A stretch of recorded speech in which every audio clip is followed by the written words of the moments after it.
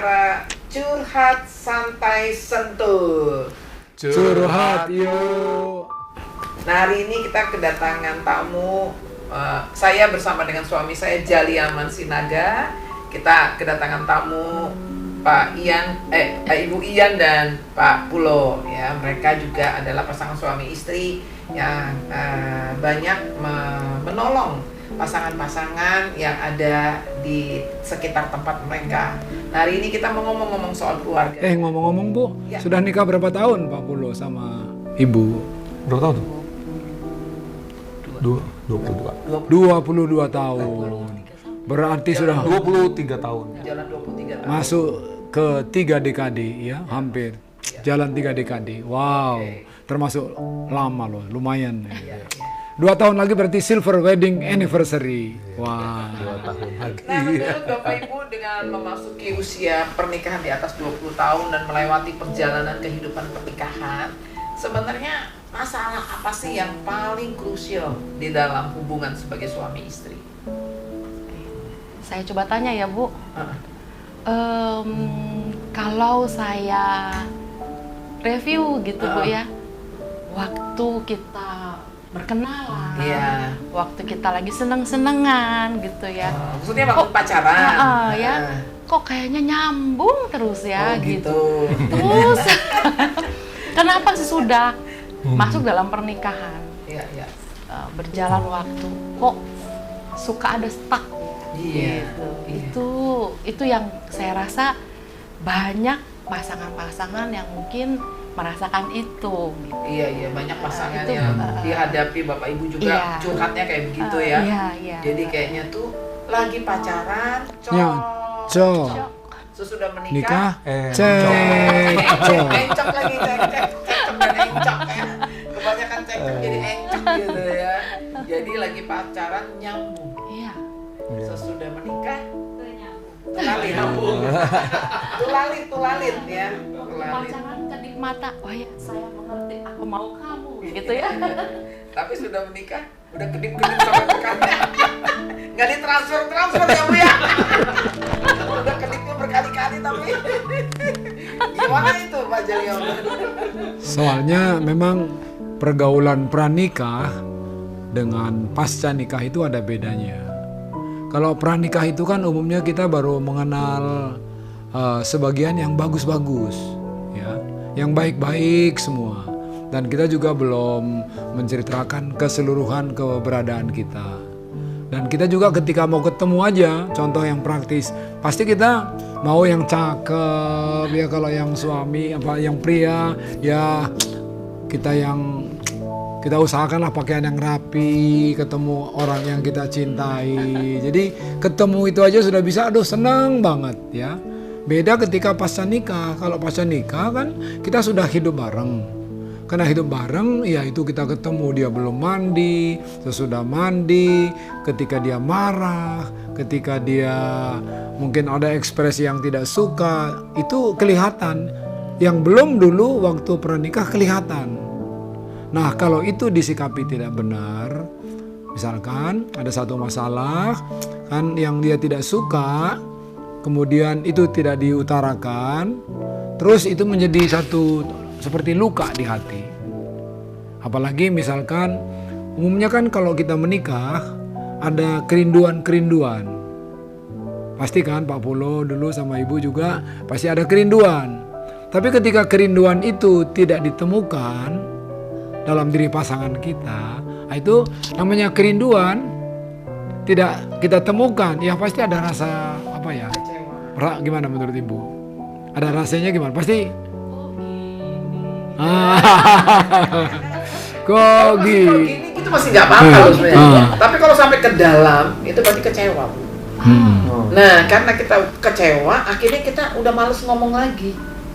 Makanya komunikasi sesudah menikah kalau ada latar belakang begini yang nggak diberesin, maka intensitas kita berkomunikasi udah kita batasi. Capek deh ngomong sama lu, gitu. Tapi kan gini, Iya. ada orang yang memang sedikit bicara gitu ya. Iya. Memang sedikit bicara. Jadinya kalau mau dibilang bukan nggak mau berkomunikasi, emang dia punya apa namanya, punya karakter sedikit bicara. Iya. Nah itu gimana tuh kalau sedikit bicara, sementara bukan gak mau berkomunikasi, itu gimana tuh? Sedikit berbicara. Iya, kayak begitu. Oke. Pada dasarnya juga ini Pak Pulo ya, kalau perbedaan antara pria dan wanita itu lebih banyak berbicara. Iya. Pria itu Bu memang lebih sedikit berbicara. Cuma kalau lagi pacaran, dia usahakan sebanyak mungkin dia bicara, Oh, gitu karena ya. dia lagi PDKT. Kalau sudah dia menikah, dia kembali ke aslinya Bu. Aslinya pria itu memang sedikit untuk berbicara, begitu. Jadi memang kita mengerti bahwa karena dia sedikit untuk berbicara, jadi dia harus memahami, kita yang banyak bicara memahami bahwa suami kita itu sedikit berbicara. Iya, betul. Pada prinsipnya menurut para ahli sebenarnya tidak ada orang itu yang pendiam. Hanya kenapa orang bisa pendiam? Karena mungkin kita tidak berbicara sesuai dengan apa yang disukai oleh orang itu. Misalkan saya suka nonton sepak bola. Orang ajak saya berbicara yang tidak saya sukai, ya pasti saya diam aja. Tapi coba misalkan saya diajak misalkan sepak bola, badminton, itu saya suka itu nonton badminton tuh, ya. Nanti ada lihat apa yang di England itu, All England. All England, kemudian nanti ada Indonesia Open, ada India Open. Saya suka itu nonton itu, apalagi Anthony Ginting sama Jojo main. Nah, kalau orang cerita badminton saya senang. Tapi kalau dicerita misalkan bola hoki, aduh gua kagak ngerti tuh gimana hoki. Pegang itunya aja kagak pernah. Jadi pada prinsipnya sebenarnya walaupun dia sedikit berbicara, Kalau kita bicara ketika kita bisa apa tuh namanya? yang dia sukai, Ya, kena pasti gitu. nyambung. Dengan ininya tetap masih bisa nyambung begitu ya. Sebenarnya Iya. masih bisa dia berbicara lebih banyak untuk membicarakan itu. Jadi ketika kita menikah, kita harus bisa saling mengenal lebih dalam dulu nih. Suami saya tuh kesukaannya apa? Ya walaupun dia nggak banyak bicara, tapi kalau kesukaannya apa kita tahu dan kita lebih ngomongin soal itu. Dan apa yang tidak disukai, nah kita harus tahu. Jangan ajak ngomong yang tidak disukai. Maka akhirnya kurang dia berbicaranya. Seperti itu loh mungkin Pak. Jadi sebenarnya pada dasarnya walaupun pria lebih sedikit berbicara atau ada orang tertentu yang ngomongnya itu lebih sedikit, sebenarnya itu tidak menjadi alasan untuk tidak kita bisa berkomunikasi dengan baik. Sebenarnya kita tetap bisa berkomunikasi dengan baik karena komunikasi itu melibatkan dua belah pihak di dalam kehidupan kita, seperti begitu. Dan juga komunikasi itu kan ada dua jenis komunikasi, ya. Komunikasi tadi yang pertama itulah komunikasi verbal.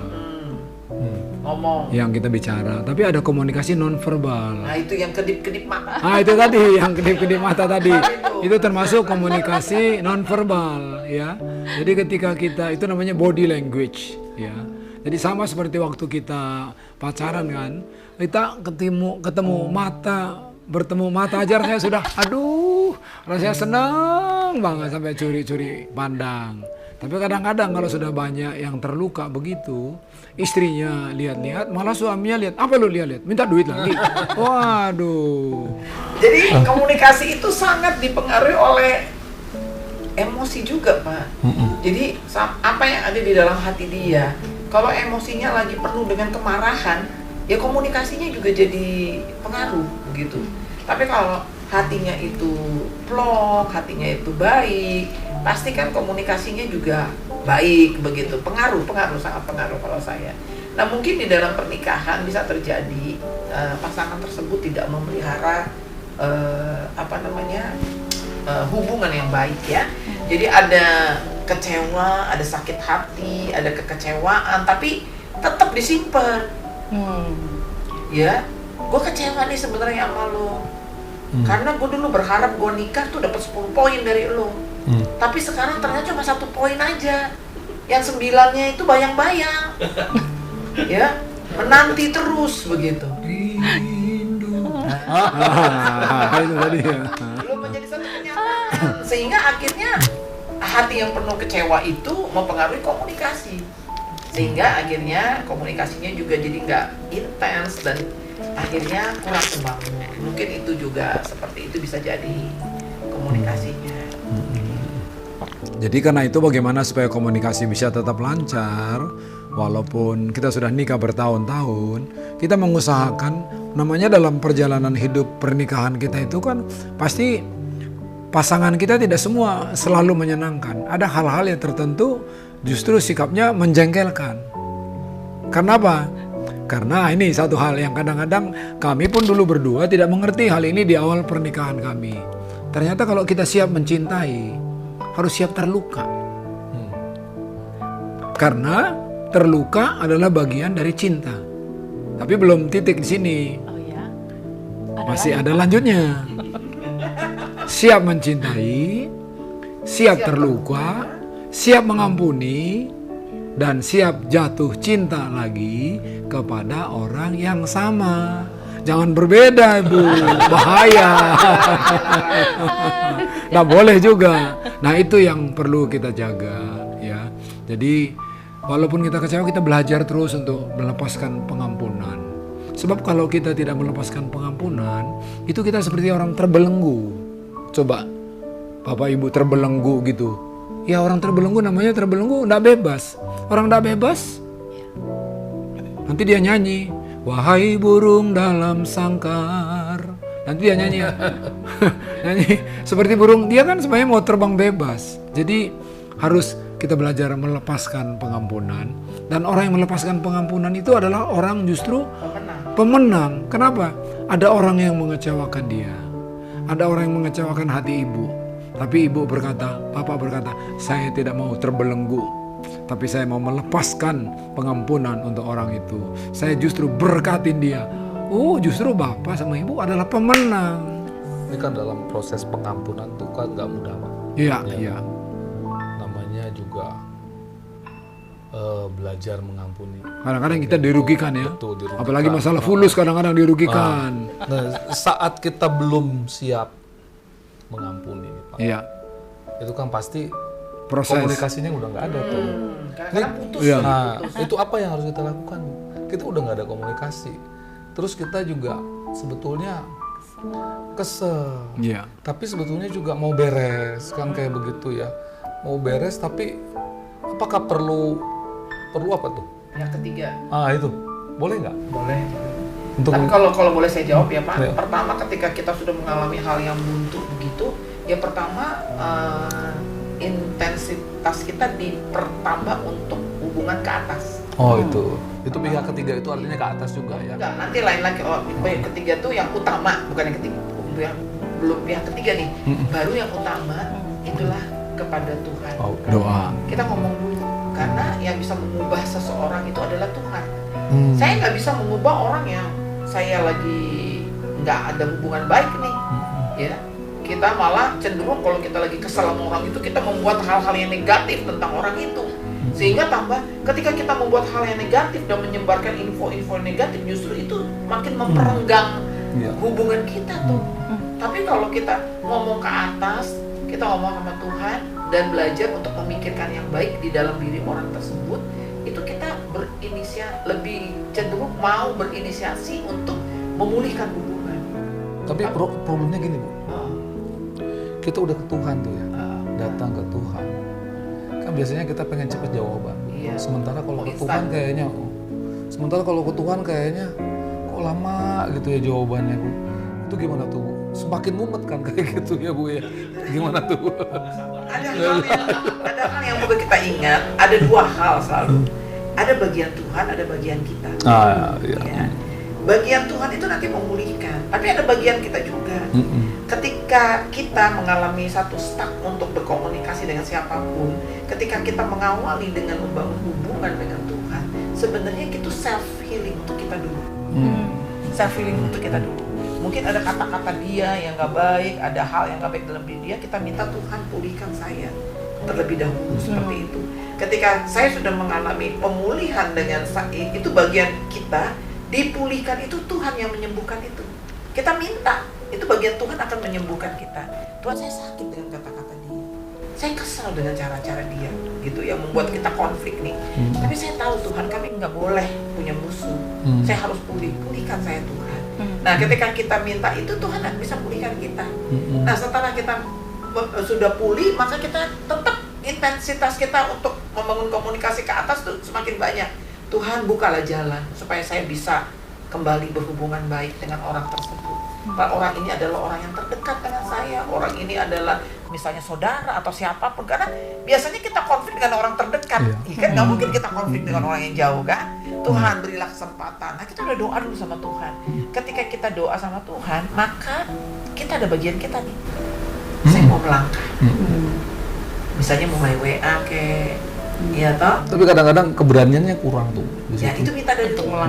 Untuk melangkah. Iya. Bisa ingat Pak hari ulang tahun dia. Pas ingat hari ulang tahun dia kirimin hadiah. Kan sekarang gampang tinggal tek, udah datang hadiahnya di depan. Masalahnya yang ada di pikiran kita gini, Bu. Waktu kita mau melangkah, kita jawab sendiri juga. Kira-kira dijawab nggak? Kira-kira ditolak nggak? Kira-kira beres nggak? Kayak gitu. Itu problem, Bu. Problem. Bisa terjadi seperti itu. Tetapi ketika kita kan udah lebih dulu berdoa sama Tuhan. Iya. Kita nggak bisa mengubah dia, tapi kita minta sama Tuhan karena hanya Tuhan yang bisa mengubah dia. Ya. Amin. Ya. Nanti kita minta Tuhan siapkanlah hatinya untuk berdamai kembali dengan kita, untuk kembali membangun komunikasi dengan kita seperti itu. Jadi bagian saya lakukan berinisiasi. Contohnya itu tadi, ya ingatlah ulang tahunnya. Ya tiba-tiba transfer. Kalau sampai udah ditransfer, kalau sampai ditransfer juga no respon, ya udah kita udah berusaha untuk baik, untuk komunikasi.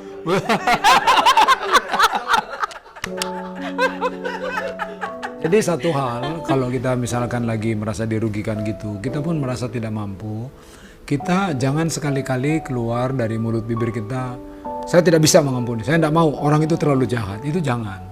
Sebab kata-kata kita itu doa.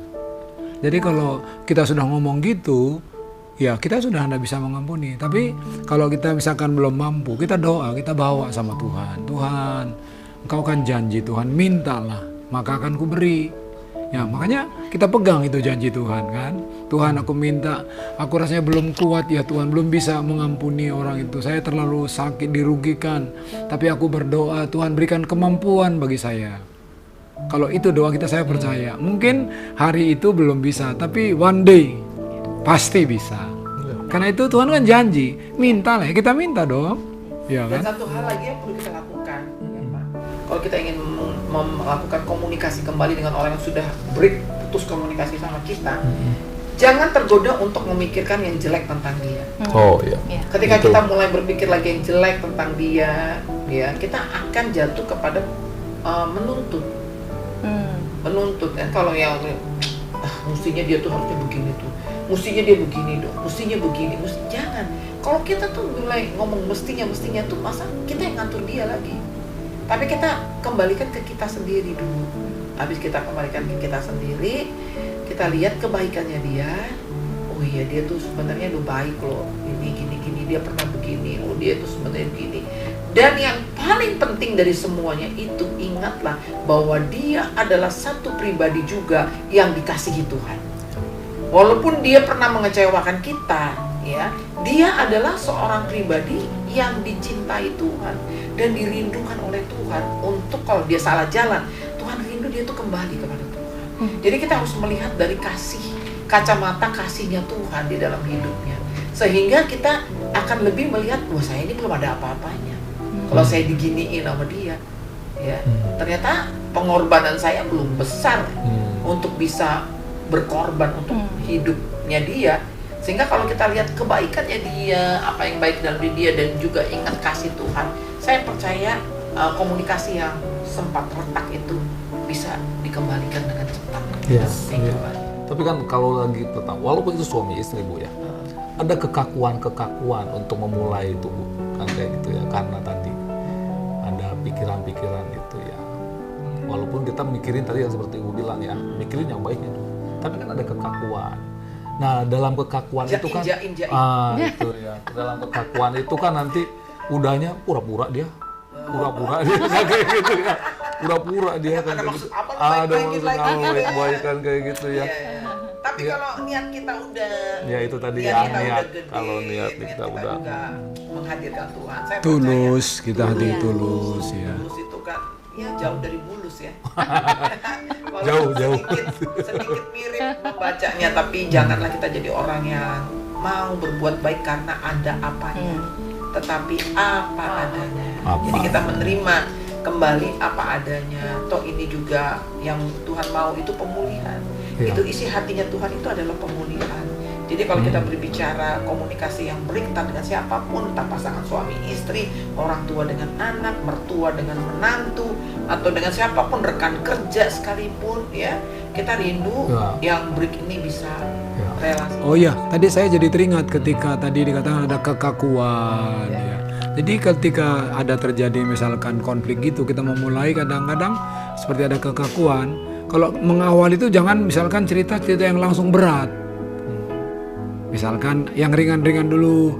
Misalkan saya haus. Tadi kamu taruh gelas di mana ya? Nah, itu kan ringan-ringan toh.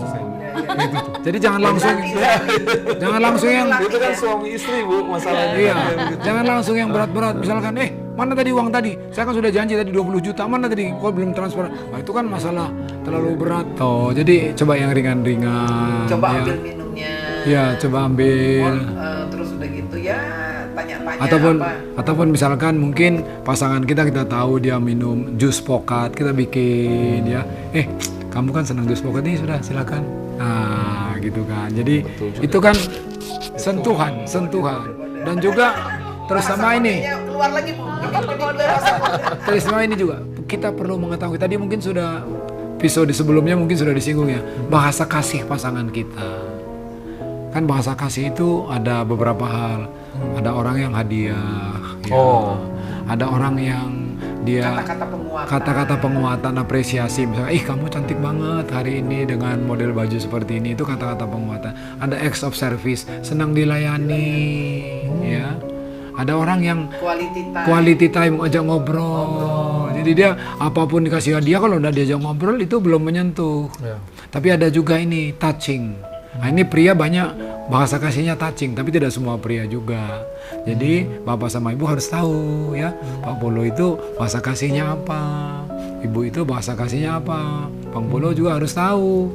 Sehingga ketika kita melakukan hal itu langsung menyentuh hatinya gitu loh. Langsung pas. Pas, betul sekali. Tahu, saya tahu. Bahasa kasihnya udah tahu ya. Sudah Tahu. Ibu tahu enggak? Sudah? Tahu.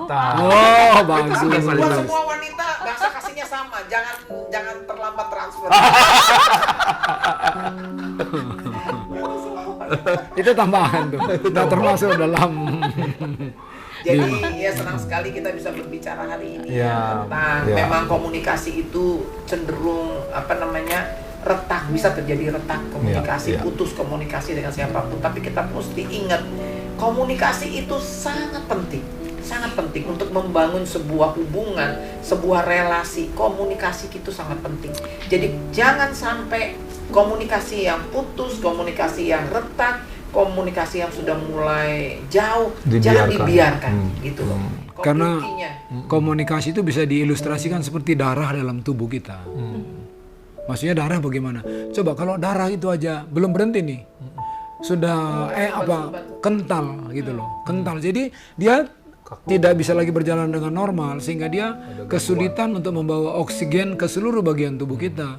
Itu kalau bagian otak terlambat, itu bisa kita stroke. Kalau ke jantung tiba-tiba tersumbat, ya langsung jalan. Nah, jadi karena itu betapa pentingnya seperti darah dalam tubuh kita ini harus berjalan lancar. Demikian juga kalau komunikasi di dalam pernikahan kita tidak berjalan dengan baik, sama seperti darah tadi dalam tubuh kita bisa berakibat fatal. Tapi sebaliknya, kabar baiknya, apapun masalah yang kita alami, ya, masalah keuangan lah, masalah hubungan intim suami istri, masalah hubungan dengan keluarga besar, mertua, om lah, mantu, semua bisa diatasi kalau komunikasi kita baik. Jadi hari ini kita kembali diingatkan betapa pentingnya sebuah komunikasi dimulai dari keluarga. Komunikasi suami istri yang baik akan menghasilkan komunikasi orang tua dan anak yang baik. Jadi sekali lagi, komunikasi dimulai dari suami istri nih. Jadi komunikasi suami istri yang baik akan menghasilkan komunikasi orang tua dan anak yang baik. Dan saya percaya ketika keluarga itu punya komunikasi yang baik, maka dia juga dapat memiliki komunikasi yang baik dengan keluarga besar, dengan mertua, dengan orang tua. Dan kalau di keluarga besar dia bisa berkomunikasi dan berinisiasi, kalau ada komunikasi yang mulai retak, dia mulai berinisiasi untuk memulihkan, kembali dipulihkan.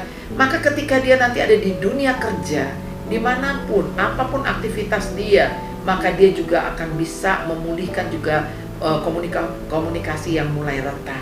Dan inilah suatu kebahagiaan di dalam kehidupan kita. Hari ini kita selesaikan di sini dulu tentang berbicara komunikasi yang sangat sederhana di tengah-tengah keluarga, tetapi memiliki arti yang Sangat penting.